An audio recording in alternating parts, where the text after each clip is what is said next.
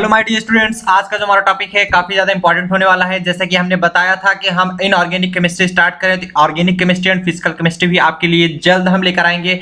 Most important question की series start कर दी गई है, जो कि आपको फिजिक्स के इंपॉर्टेंट क्वेश्चंस दिए जा चुके हैं। केमिस्ट्री के भी इंपॉर्टेंट क्वेश्चन स्टार्ट हो गए हैं। चलिए हम स्टार्ट करते हैं केमिस्ट्री के भी important question BSc final year के लिए। आज हम ले आए हैं आपके लिए मॉडल पेपर, जो कि काफी ज्यादा इंपॉर्टेंट होगा अगर आप इस सीरीज को पढ़ लेते हैं। मतलब टोटल अगर जितने इंपॉर्टेंट क्वेश्चन आपको दिए जा रहे हैं, आप ध्यान से पढ़ते हैं, उनको मन लगा के पढ़ते हैं, हर एक क्वेश्चन को बारीकी से पढ़ लेते हैं, आप 80% मार्क आसानी से ला सकते हैं अपने बीएससी में। चलिए देखते हैं किस प्रकार से कौन कौन से क्वेश्चंस हैं जो कि आपको पढ़ने हैं। और भी क्वेश्चंस पढ़ के जाइएगा, बट जितने क्वेश्चन दिए गए जा रहे हैं ये क्वेश्चन तो आपको आने ही चाहिए, किसी भी हालत में आप इसको पढ़ेंगे ही पढ़ेंगे। आज हम ले आए हैं आपके लिए ऑर्गेनिक केमिस्ट्री का most important question. Organic chemistry में पहले हम बता देते हैं कि किस प्रकार से मॉडल पेपर आपका आएगा। जैसे कि हमने बताया ऑलरेडी कि मॉडल पेपर इनऑर्गेनिक केमिस्ट्री का जैसे होता है वैसे ऑर्गेनिक केमिस्ट्री का भी होता है, वैसे फिजिकल केमिस्ट्री का भी होता है। बट कई ऐसी यूनिवर्सिटी होती हैं जो कि थोड़ा सा डिफरेंट टाइप का रखती हैं इंपॉर्टेंट क्वेश्चन के नोट्स, इंपॉर्टेंट क्वेश्चन के टॉपिक्स। तो चलिए देखते हैं ऑर्गेनिक केमिस्ट्री के कौन कौन से पार्ट में आ सकते हैं। अगर आपका रिटन पेपर होगा तो आपके ये 3 पार्ट में आते हैं। सबसे नंबर 1 होता है हमारा सेक्शन ए। सेक्शन ए में शॉर्ट आंसर टाइप क्वेश्चन पूछे जाते हैं 2 से 3 नंबर के, कई यूनिवर्सिटी 4 नंबर के देती हैं। बट आपको ध्यान रखने हैं, हम जो शॉर्ट आंसर टाइप क्वेश्चन में क्वेश्चंस लाए हैं वो 12 क्वेश्चन लाए हैं। 12 ऐसे क्वेश्चंस होंगे जिसको अगर पढ़ लेंगे आप तो आपको एटलीस्ट 8 क्वेश्चन तो उसमें आ ही जाएंगे। 8 क्वेश्चन 6 क्वेश्चन दिया ही जाता तो उसमें से आप सभी क्वेश्चन कर जाएंगे। एटलीस्ट 12 क्वेश्चन तो आपको करके ही जाने हैं, जो कि हम इस सेशन में आपको बताने वाले हैं।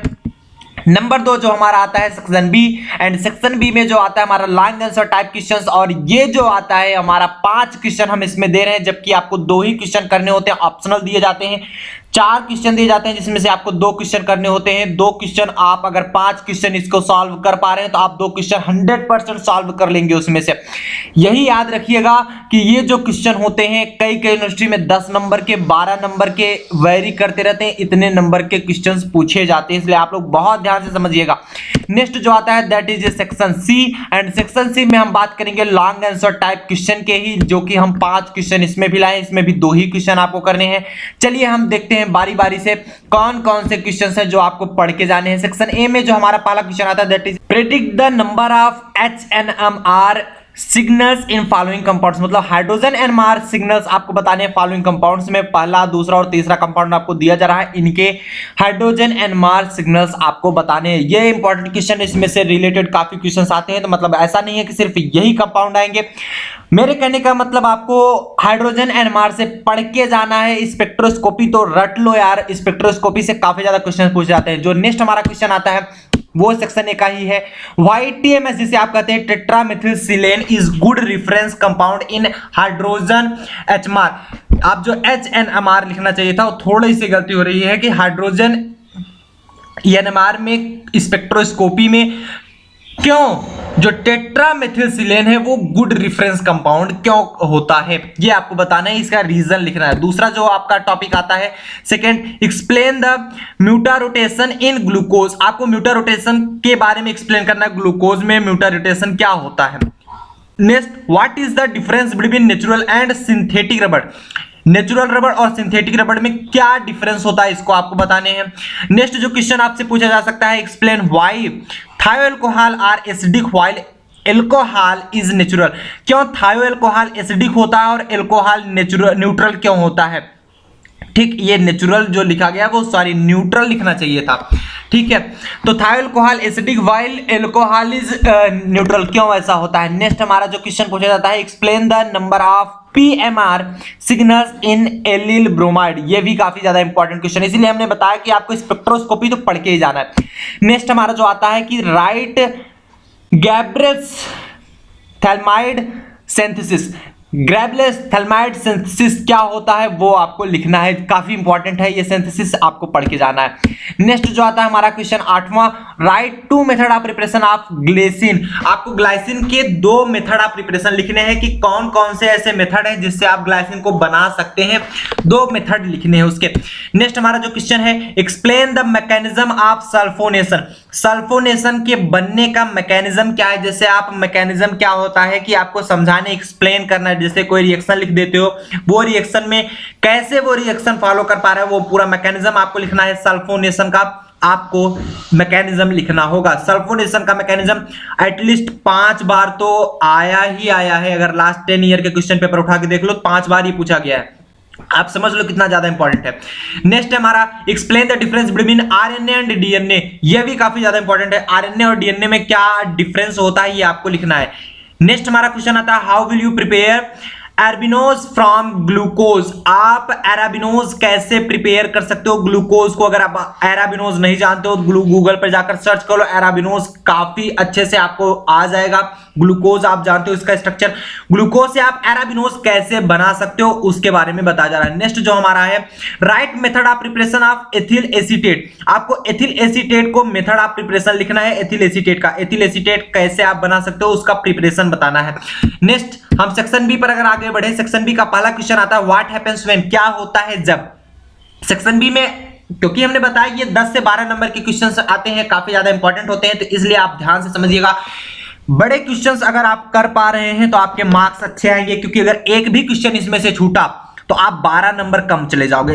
एज इट इज अगर हम मान लें 50 नंबर का कोई क्वेश्चन है तो आप 38 नंबर का क्वेश्चन करके ही आ रहे हो, अगर एक भी कोई क्वेश्चन छूट गया। अब 38 में आप मिलेगा कितना, वो किस प्रकार से आप लिखो, पूरा नंबर तो मिलता नहीं, इसीलिए मैं कहता हूं एक भी क्वेश्चन छूटना नहीं चाहिए।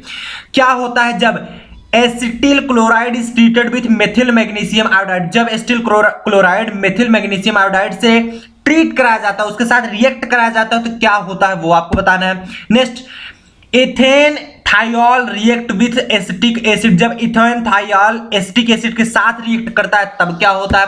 नेक्स्ट आपको बताना है, pyridine react with concentration H2SO4 at 250 degree celsius, जब pyridine कंसंट्रेशन H2SO4 से 250 डिग्री सेल्सियस पर रिएक्ट करता है तो क्या होता है, यही आपको बताने हैं। सेक्शन बी का पहला क्वेश्चन काफी इंपॉर्टेंट है। And next, furfural is treated with acetic anhydride in presence of sodium acetate, sodium acetate के प्रेजेंस में फर्फ्यूरल ट्रीट करता है एसिटिक एनहाइड्राइड के साथ में, तो क्या बनाता है वो चीज आपको रिएक्शंस के माध्यम से लिख के दिखानी है, और उसके बारे में भी कुछ ना कुछ लिखना पड़ेगा आपको, ऐसे ही नहीं आ जाएगा। आप जब सीरीज उठाकर देखोगे तो आपको पता चलेगा किस प्रकार से आपको समझ आएगा ये किस प्रकार से लिखना है। नेक्स्ट जो हमारा क्वेश्चन पूछा जा रहा है, right the method of preparation and properties of the following. आपको मेथड ऑफ प्रिपरेशन लिखनी है और इसकी प्रॉपर्टीज भी लिखनी है, जैसे आपको physical property and chemical property भी लिखनी है, किसकी, जो कि हमारे नीचे दिए जा रहे हैं। कौन कौन से, आपको टेफ्लॉन की मेथड ऑफ प्रिपरेशन लिखना है, टेफ्लॉन के बनाने की विधियां क्या है, इसकी फिजिकल प्रॉपर्टी क्या होती है, इसकी केमिकल प्रॉपर्टी क्या होती है, वो आपको लिखना है।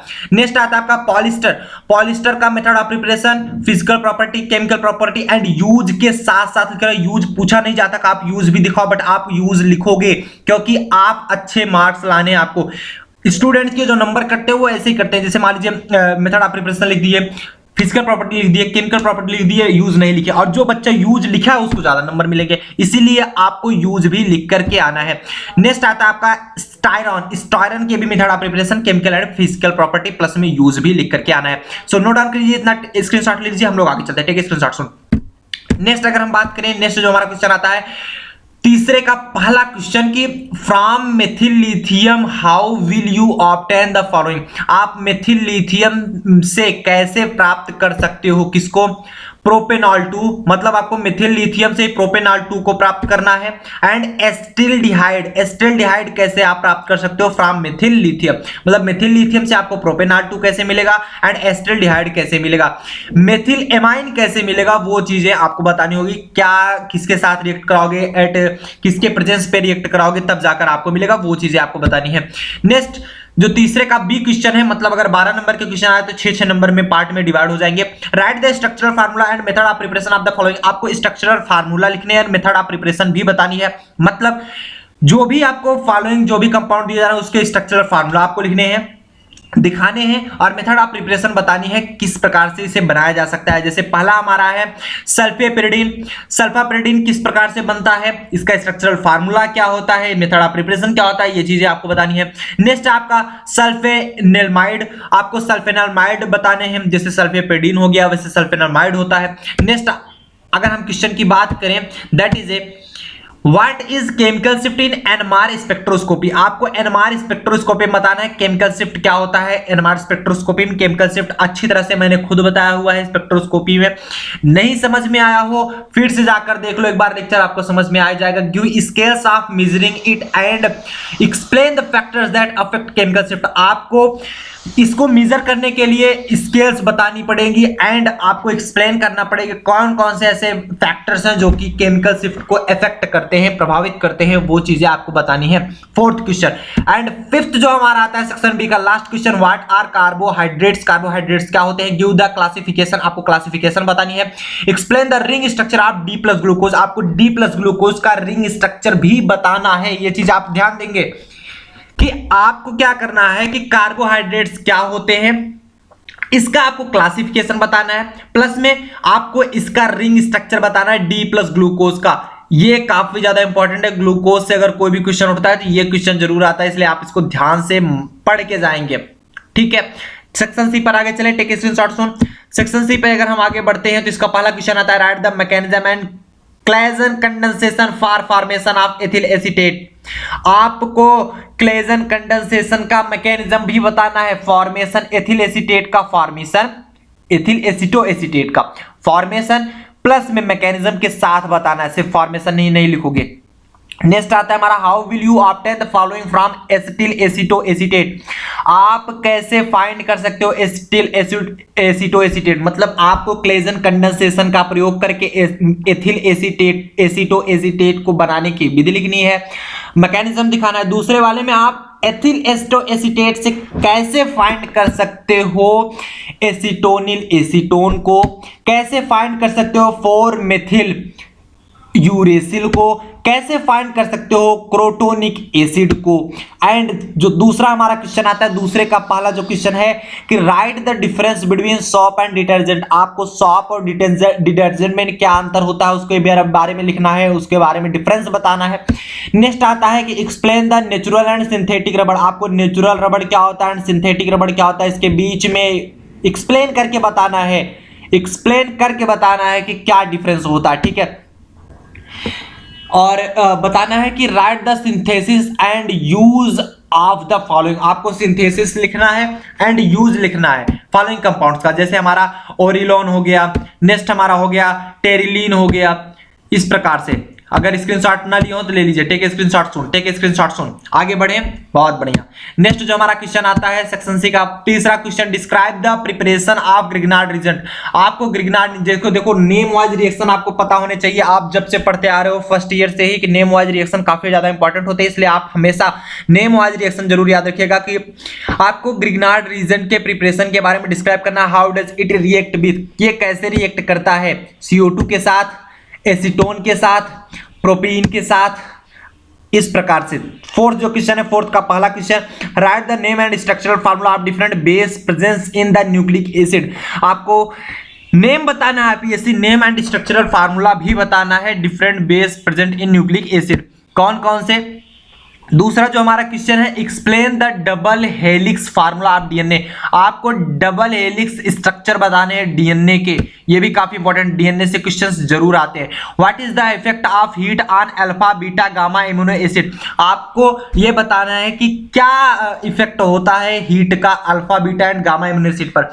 Alpha amino acid, beta amino acid, gamma amino acid पर क्या इफेक्ट करता है, फैक्टर्स कौन कौन से इफेक्ट करते हैं। एक्सप्लेन ओनली गिवन रिएक्शन, सिर्फ आपको रिएक्शन दे करके एक्सप्लेन करने हैं। ठीक है, नेक्स्ट एंड जो लास्ट क्वेश्चन है fifth, right the method of preparation and application of the following. आपको मेथड ऑफ प्रिपरेशन बतानी है एंड एप्लीकेशन बतानी है फॉलोइंग कंपाउंड्स के। जैसे आपको बताने हैं मेलासाइट ग्रीन का, मेलासाइट ग्रीन के क्या है method of preparation and following applications भी बताने हैं। नेक्स्ट फ्लोरोसिन का क्या होता है method of preparation and application क्या होता है एंड मेथिल ऑरेंज का क्या होता है। तो स्क्रीनशॉट ले लीजिए एंड उम्मीद करते हैं ये चीजें आपको समझ में आई होंगी, ये सीरीज आपको समझ में आया होगा।